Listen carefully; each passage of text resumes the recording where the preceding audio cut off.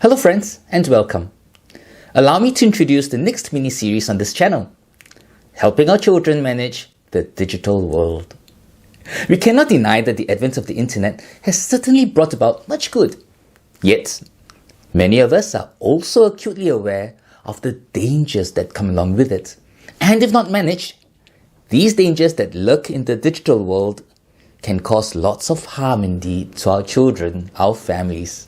But why are we so attracted to social media in the first place? Whether it is Facebook, Instagram, or Twitter, or gaming, or movies.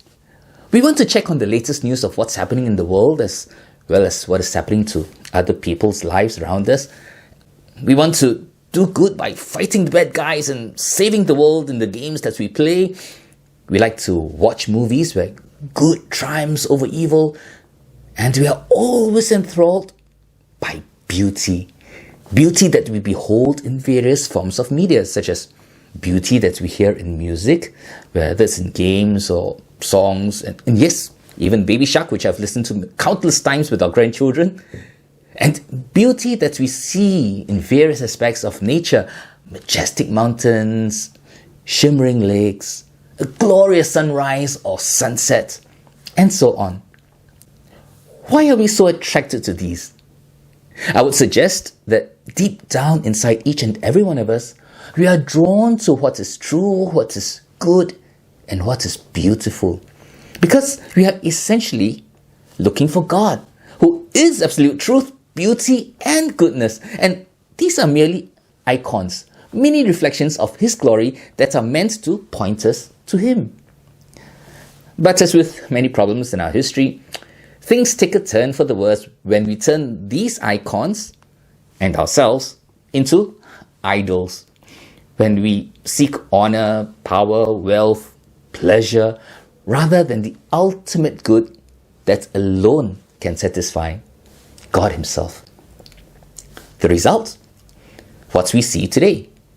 Pornography, gaming addiction, even depression and poor self-worth from the overuse of social media. As many of us are aware, studies have linked the use of social media to depression, anxiety, poorer sleep quality, lower self-esteem, inattention, hyperactivity, and often in teens and adolescents.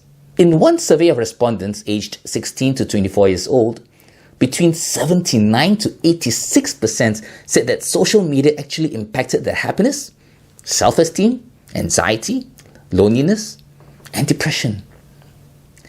What could have gone wrong?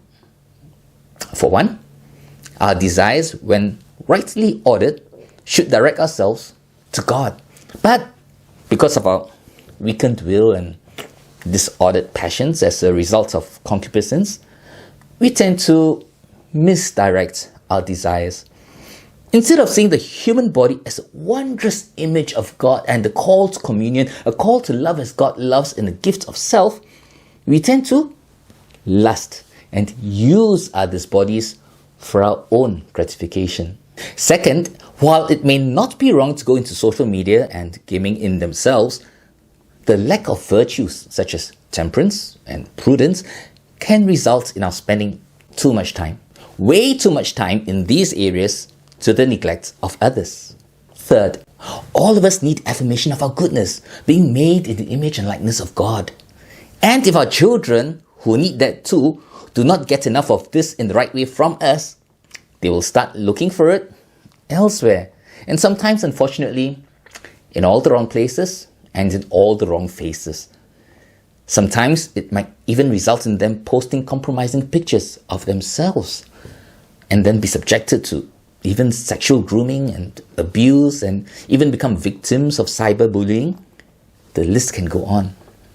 And it is unlikely to get any better with the advent of the metaverse. Finally, it is a fact that social media platforms are designed to be addictive. They are designed by experts who know how to get users hooked. The bottom line for the media companies is this: money. The more users are hooked onto the platforms and games, the more money they get. Many tech executives know that. In fact, it has been reported that some prominent, very prominent tech moguls who are the face of technology seldom let their kids play with the very products they helped create. Even the CEOs of large companies like Snapchat and Google's parent company have been reported to significantly limit their children's screen time. So what can we do when faced with this predicament that is the digital world? For a start, can I suggest that the last thing we as parents should ever do is to stick our head in the sand, pretending that nothing is amiss, and just hoping that bad things will pass our children by. The digital world is a reality that is here to stay. As parents, we must take it by its horns and manage it in a way that makes it a good servant for ourselves and our children. Otherwise, it will turn out to be the nastiest master we will ever know. With that, let us begin our journey into managing the digital world. In the next episode, we will share the foundations for engaging our children and helping them on this journey. Following that episode, we will then cover topics more specifically, including managing screen time, accountability, filters, pornography, sexting, and more. So till we meet again, take care, and may God bless you and your family always. Goodbye.